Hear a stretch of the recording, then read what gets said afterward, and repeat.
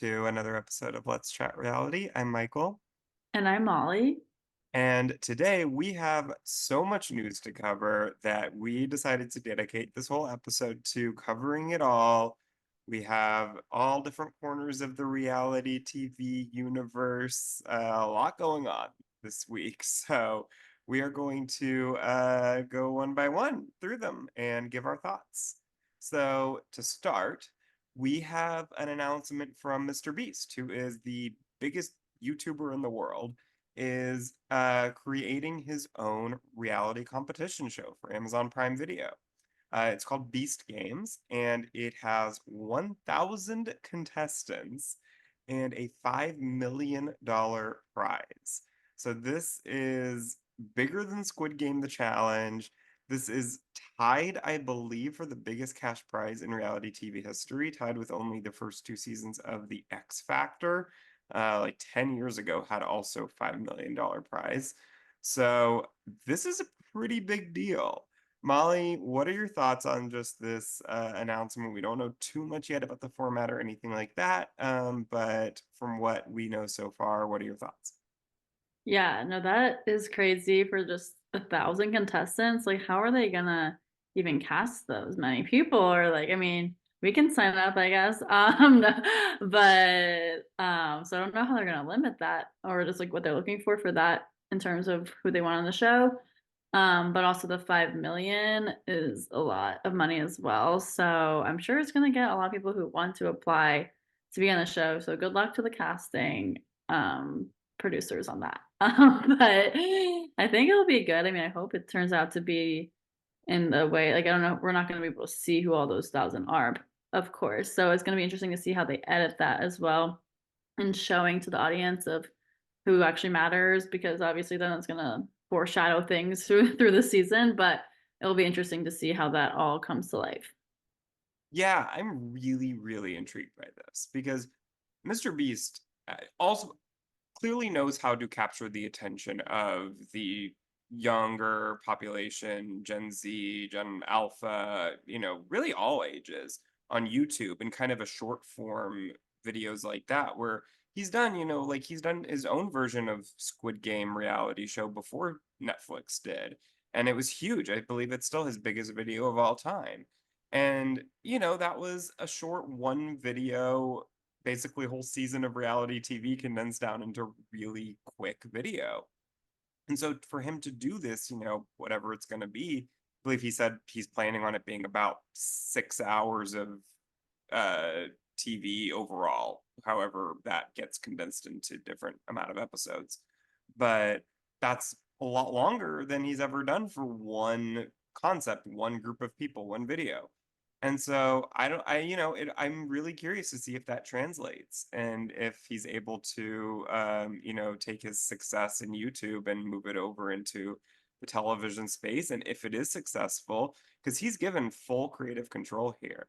And so if this is really successful, and it seems like whatever it is going to be pretty different than maybe what we're used to on a show like this. Because he's kind of talked about he doesn't like confessional interviews. He thought, with Squid Game The Challenge that the kind of the bunker scenes were, or whatever it was called, when wherever they were sleeping, and those scenes with just kind of people talking to each other, he thought it was kind of slow and boring, a lot of those scenes. So it seems like what he's going to try to do with this is pretty different. And, it'll be interesting to see if this is really super successful, how, if at all, that changes kind of this type of reality TV in general. So I, Yeah. I'm intrigued. Yes, for sure. We'll definitely keep you all posted on any developments there because this will be very interesting once it comes out. Yes, for sure. Now we'll move on to the Bachelor finale. So this was just, as of us recording this was just aired last night, and we saw that, spoiler alert for anyone who hasn't seen it yet, Joey is engaged to Kelsey.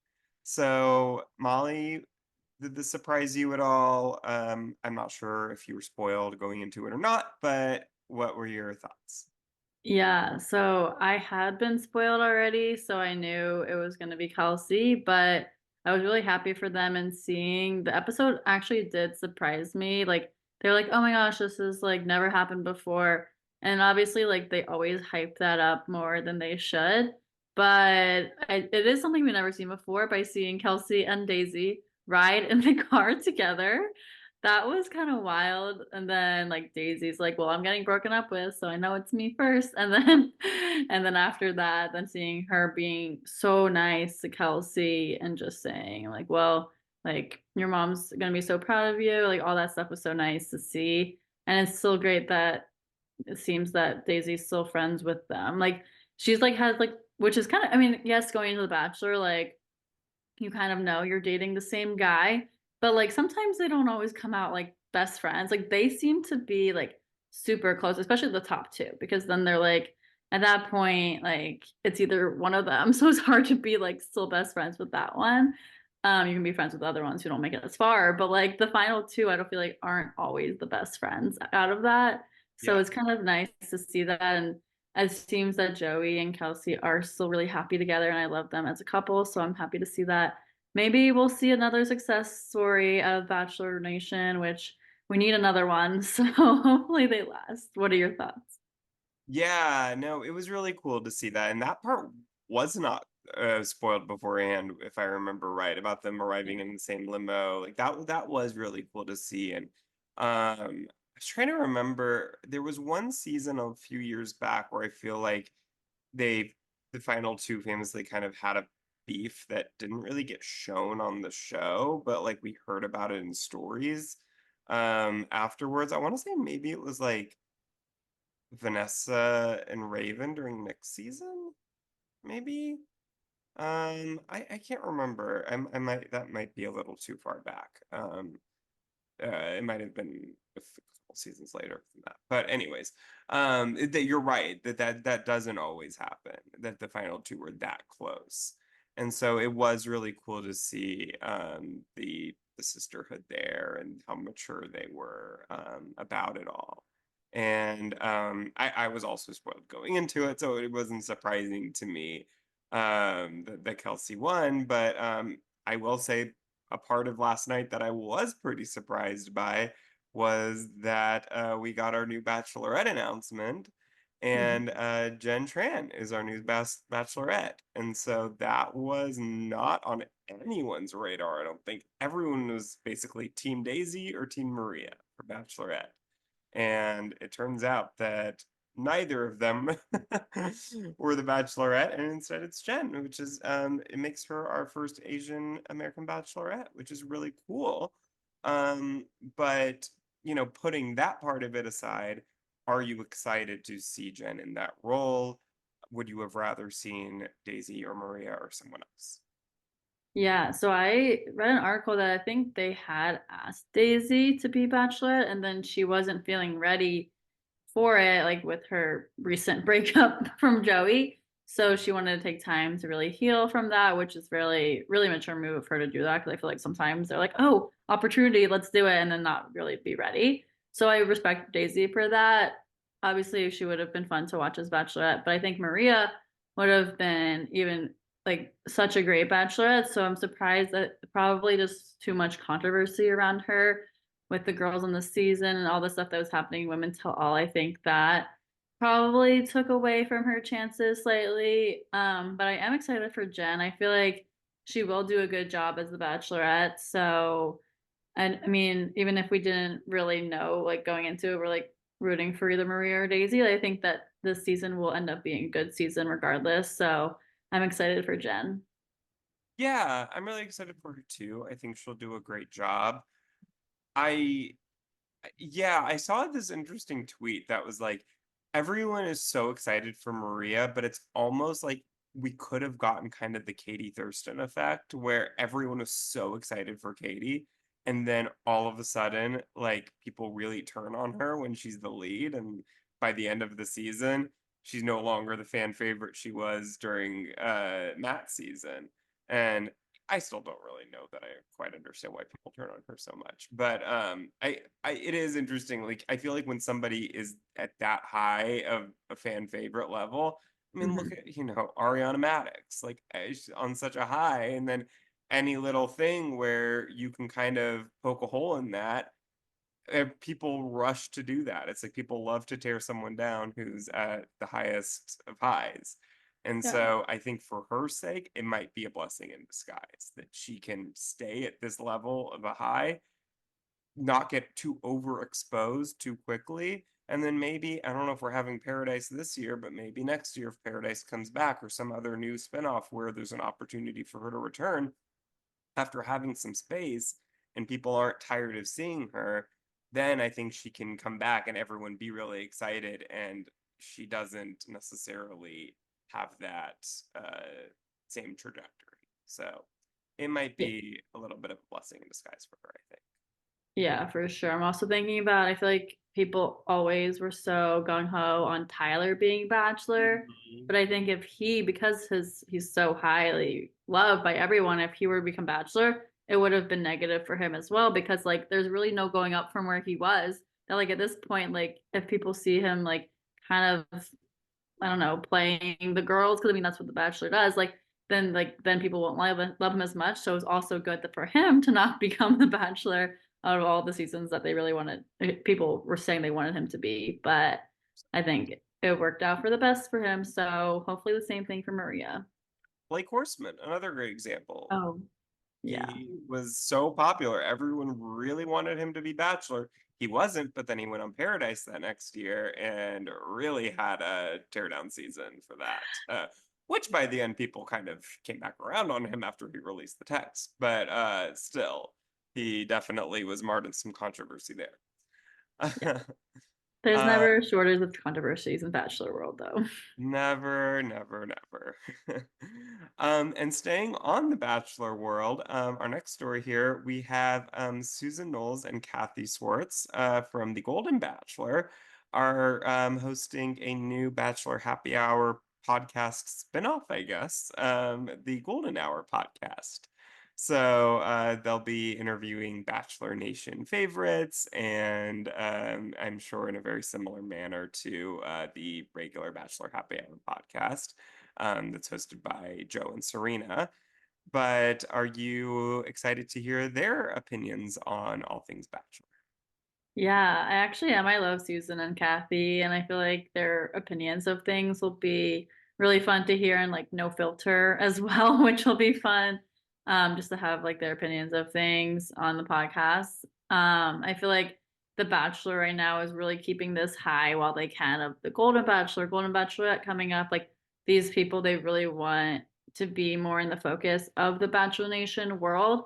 And so I think it's smart for them to have this spinoff of including them in a podcast because then they're still going to be relevant if they're running the podcast. So I think it's smart and I think they'll get listeners. So I'll listen to it. Yeah, no, I agree. I think I will say that this does kind of cross off Susan as potentially Golden Bachelorette Yeah. potential. I can't imagine they would have her do this and then also immediately take months break to film her season. So I think most people kind of I feel like Kathy's not on really like the radar for that, but I think Susan kind of was.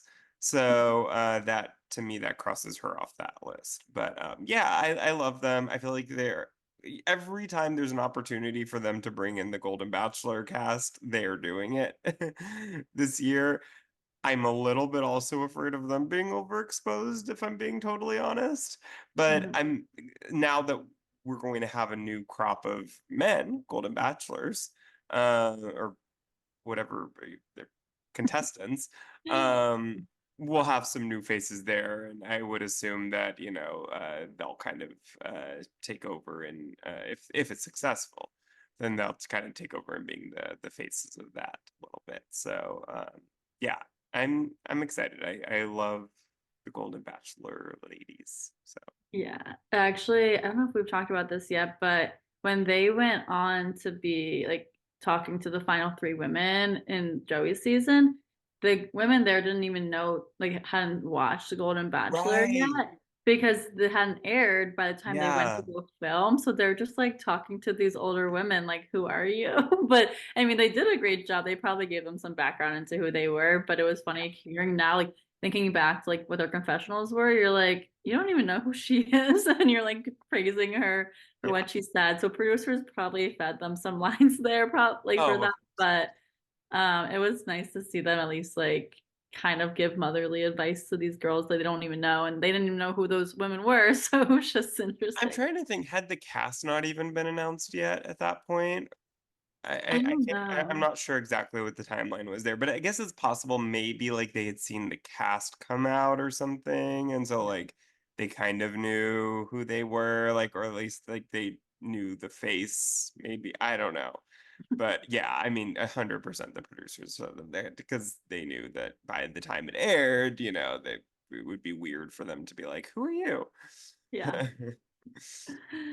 Okay, well, moving on to past The Bachelor, but still keeping on the relationship topic.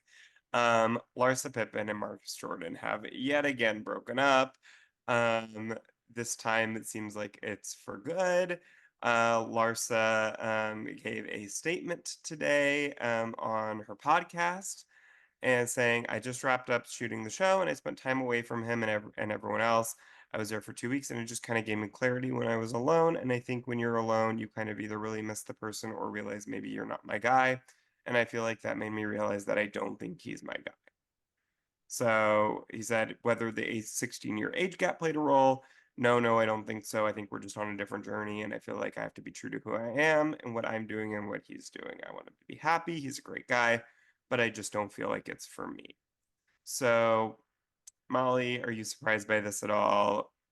What do you think? No, I'm not surprised, but it's also kind of crazy. Like, it's only like a few weeks ago when they, or maybe like a month ago now, when they filmed the reunion for the traders and like seemed to be fine.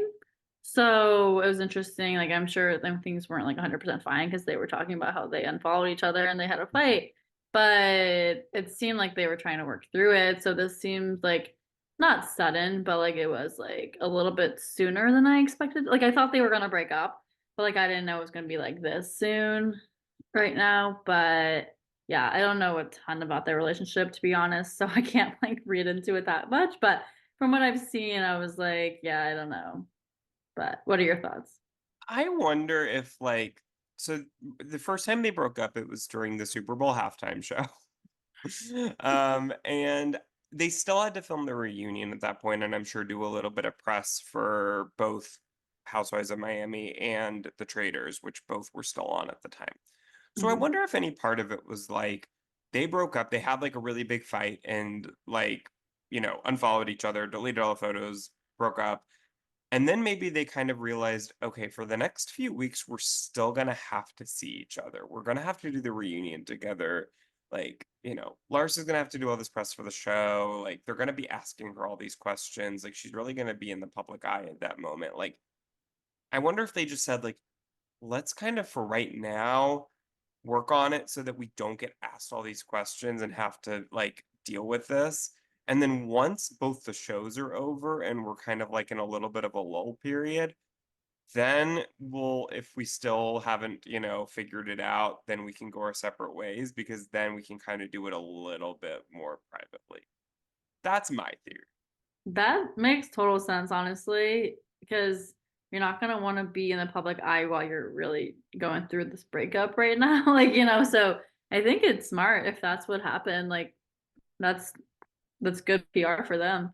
Because they don't have to worry about all the interviews and potentially spilling something they shouldn't be and like all that stuff. So Because like when the breakup was first announced before they got back together, Andy Cohen like said on his radio show, he was like, "Well, I guess the reunion's gonna be like the first interview, where we can get the tea on their separation because they're both gonna be there."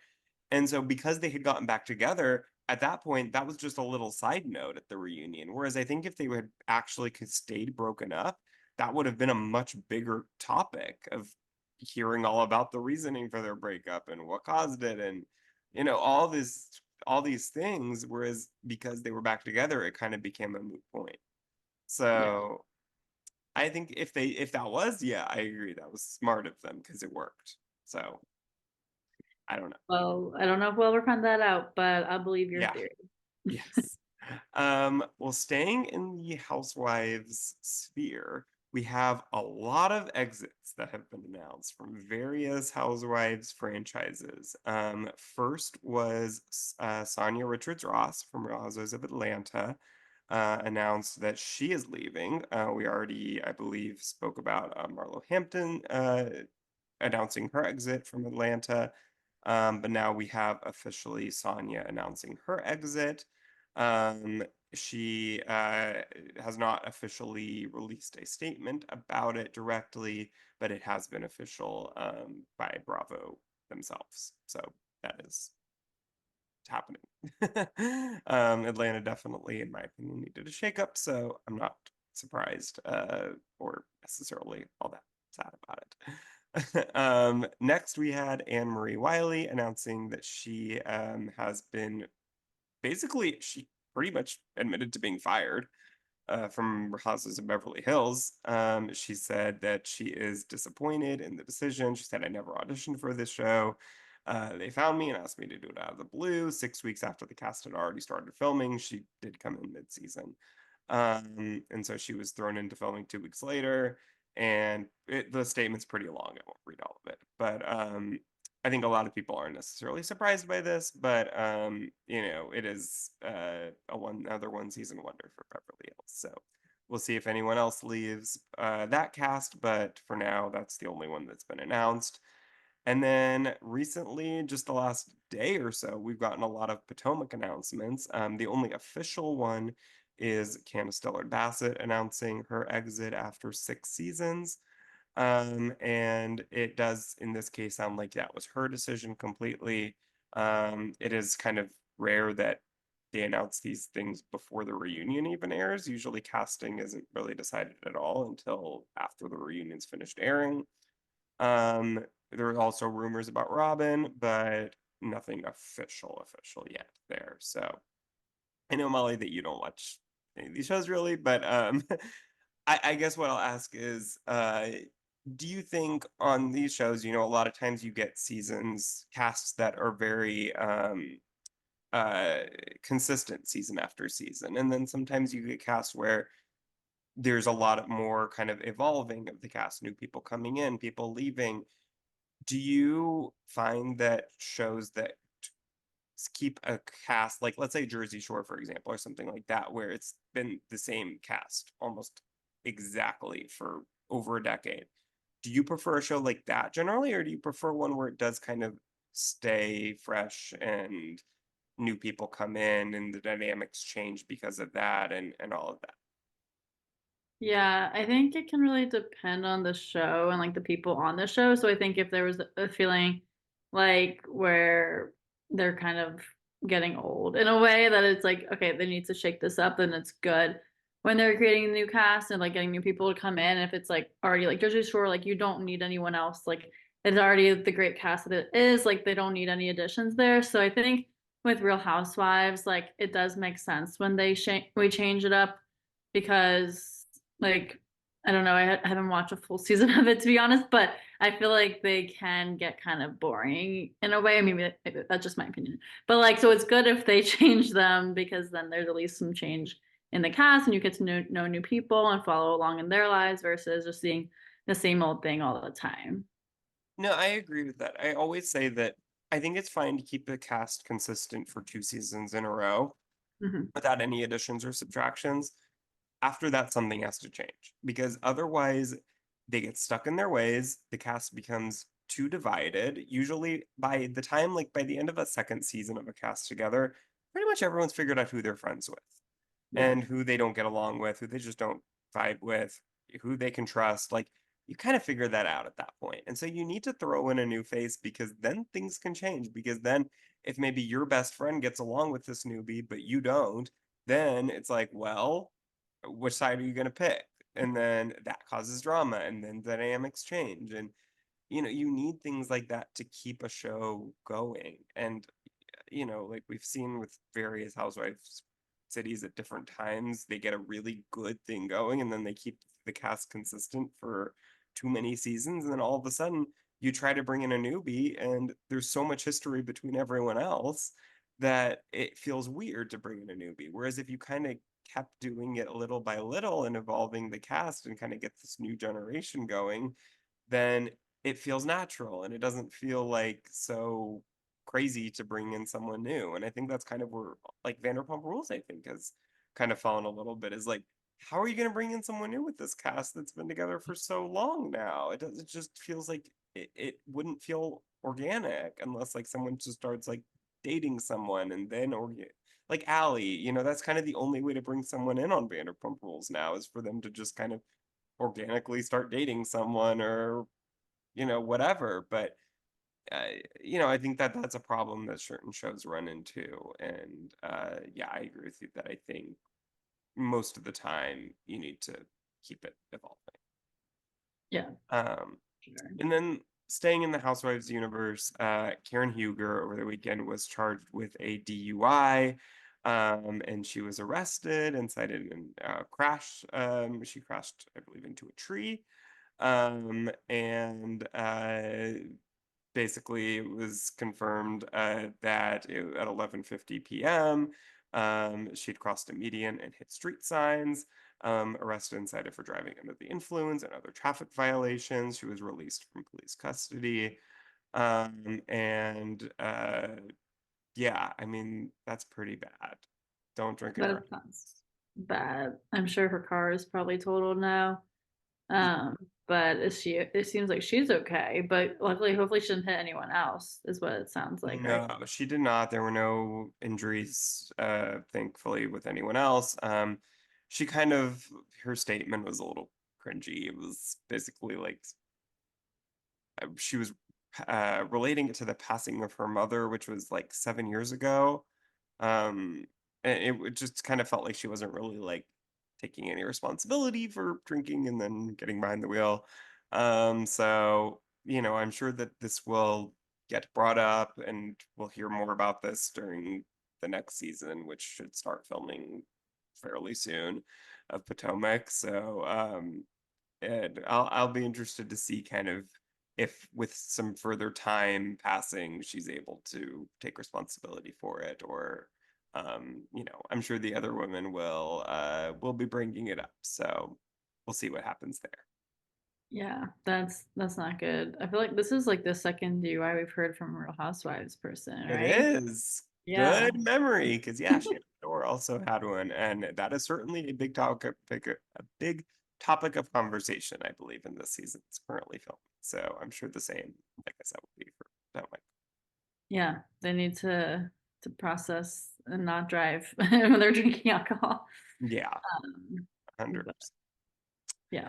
Um, and then keeping on the arrest theme here, the husband of Christine Quinn, formerly of Selling Sunset fame, has been arrested for an alleged assault. Now, just today, her husband filed a restraining order and accused Christine of filing a false police report. Basically, the original police report stated that Christine's husband allegedly threw a bag containing a glass bottle at her and missed, but hit the couple's 2-year-old son, causing an injury. The child was treated by paramedics and later transported to the hospital for further treatment.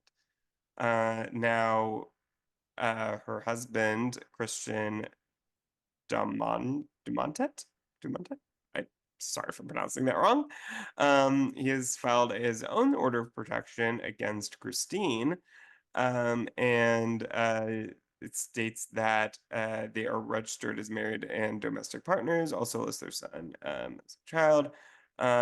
He lists the date of the alleged abuse as March 19th, the day before he was removed from his and Quinn's in handcuffs.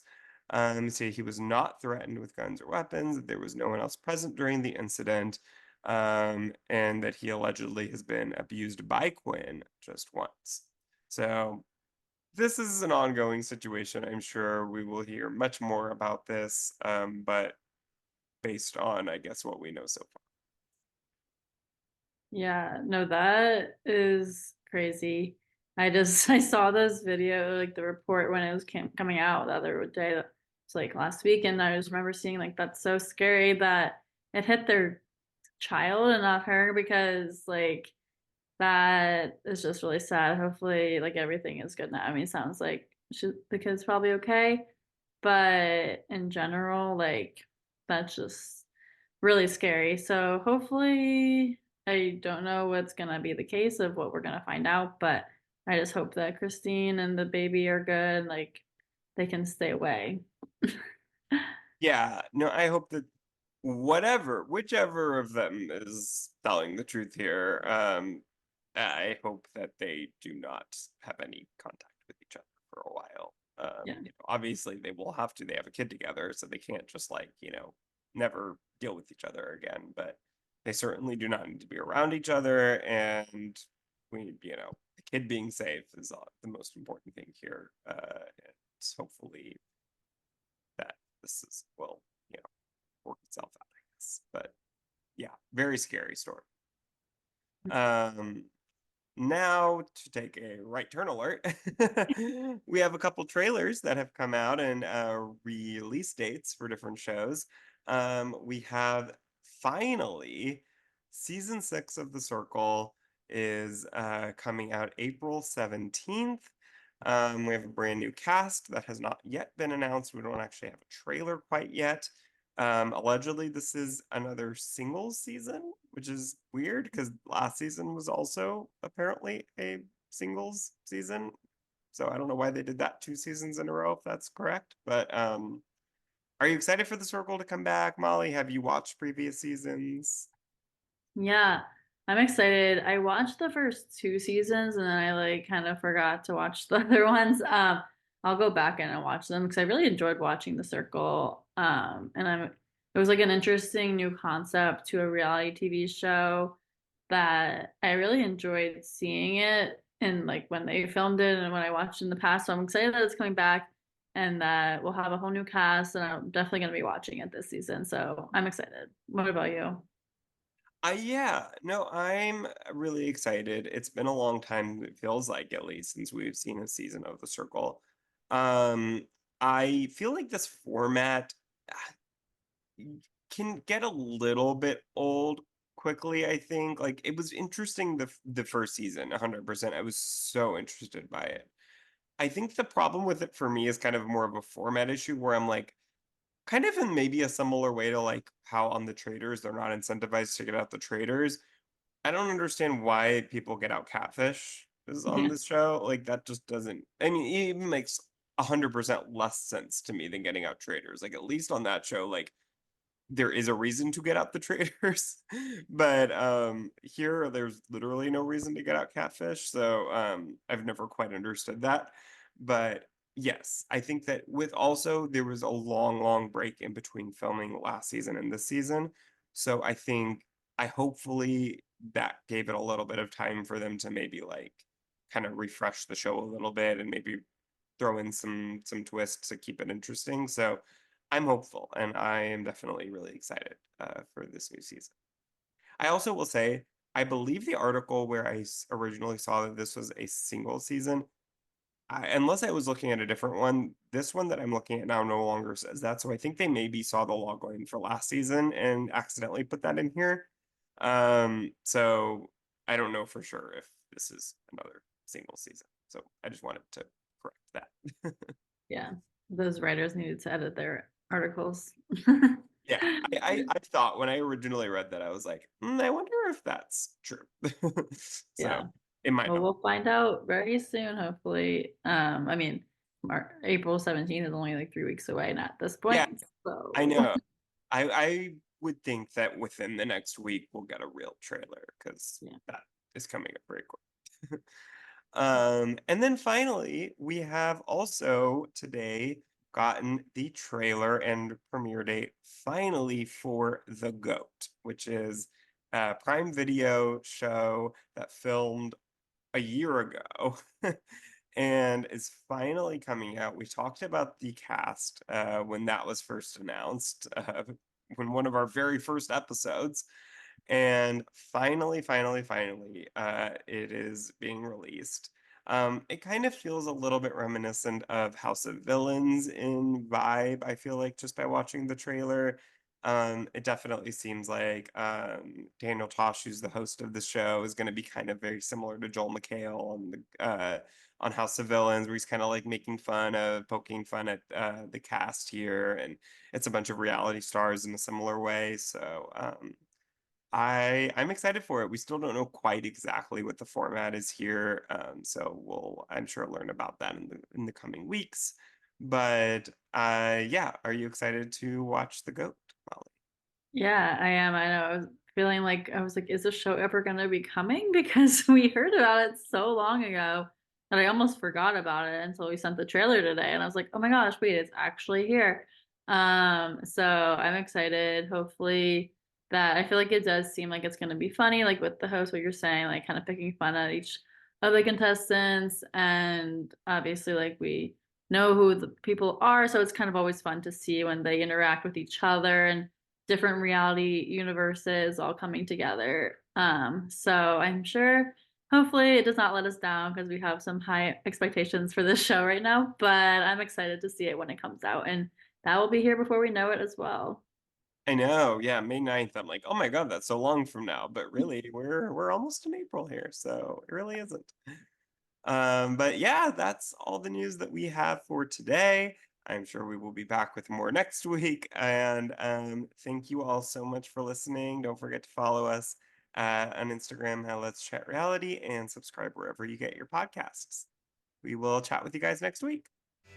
Bye everyone.